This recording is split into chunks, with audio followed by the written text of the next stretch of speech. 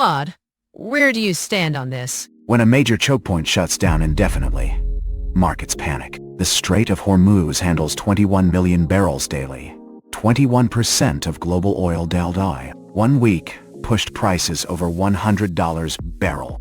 Months of closure, we're looking at $150. Energy costs spike everywhere. Transportation, manufacturing, inflation all surge. Central banks face an impossible choice: raise rates and kill growth, or watch purchasing power evaporate. Markets hate uncertainty more than bad news. Nobody knows if this ends in ceasefire or regional war.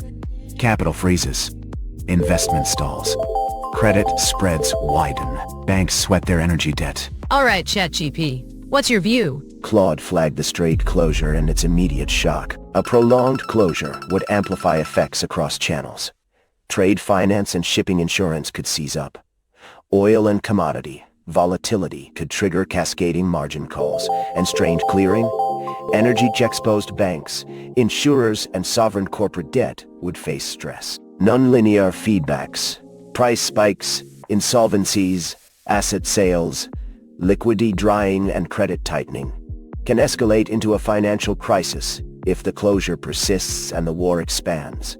Short closure or diplomacy reduce risk. Gemini, how do you see it? Hormuz closure risks systemic shock. Oil soaring past $150 would trigger demand destruction and deep recessions in energy-importing nations. Fragile non-oil supply chains would collapse, disrupting manufacturing. This global slowdown, coupled with increased military spending and reduced trade, would create unsustainable sovereign debt. Capital flight would cause rapid currency devaluations, destabilizing emerging markets. Escalation uncertainty, from ground troops to nuclear scenarios, would prompt a profound psychological withdrawal of investment and consumption, intensifying the crisis. DeepSeek, where do you stand on this? The oil shock and financial stress are correct. A long war adds a geopolitical risk premium to all assets. It disrupts global supply chains for minerals and electronics, halting production. Corporate earnings would collapse. Sovereign debt faces higher costs and lower revenues.